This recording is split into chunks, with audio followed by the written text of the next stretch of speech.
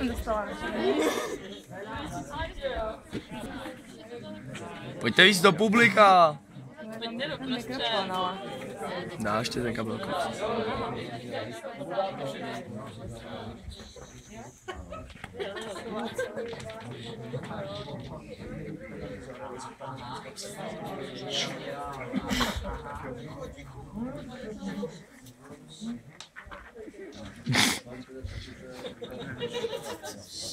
Tahle rozvodu se líbí, ale... Takže tohle je telefonický rozhovor mezi Elzou a Míčem.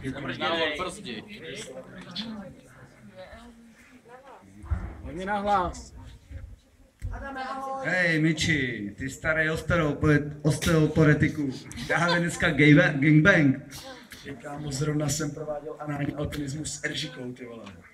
Anální alpinismus, co to je? Je to něco jako felčing, ty, ale musíš to vysávat brčkem z prdele do huby. Ty seš ale mrtkošlap. Jo, ta fena má nejmrňavou linkačkouletější cukrovou fifinku z celý otoruno lary. Tak ona není frigidní? To je taková kurva. Ty seš fakt koňomrt. Není ona hermafrodit? Myslel jsem, že má kolik jako skovů. Hej, kamaráde, ani náhodou, ty jsi koňomrt, ty vole, ne já. Už jsem jednou byl na party campu. Byla do toho tak plná entuziasmu, že žilka na žalu naběhla exponenciálně, kámo. Začali jsme kopulovat a já se říkám, hele kámo, hlavně neoplodní, ty vole. Musíš si to fakt dobře načasovat, ale narval jsem jí tam to svoje lano.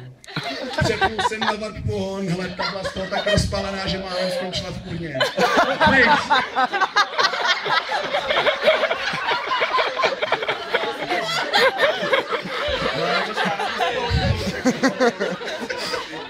Málem jsem jí vyšukal hypotalamus z hlavy, ale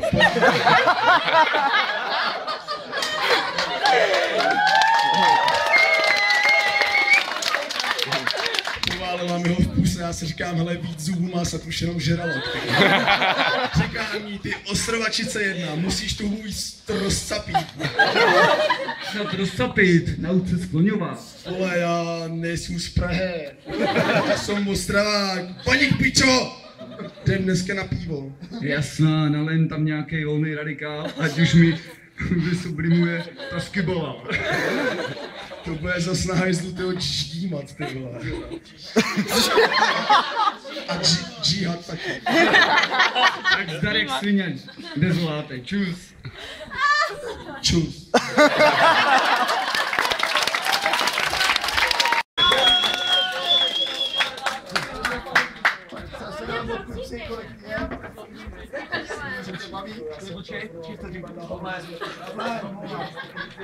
Já si myslím, že celá tahle situace je naprosto zprofaná.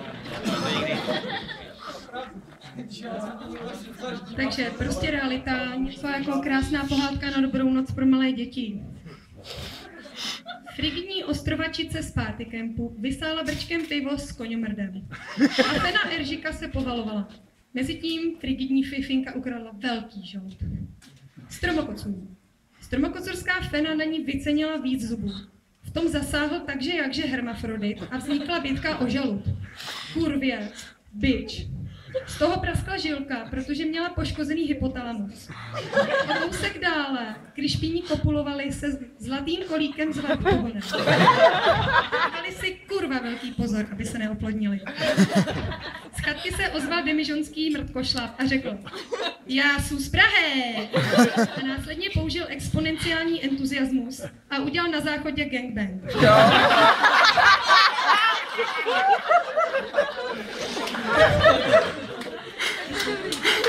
Absintenti si dávali lajnu cukru brčkem a pivo pěkně do huby, aby se mohli rozcapit a povalovat.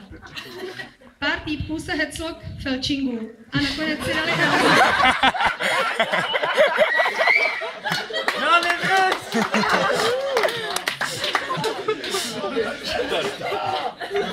Slovo mrdat se skloňovalo a časovalo v každém nejmrňavou linkoletějším pádě.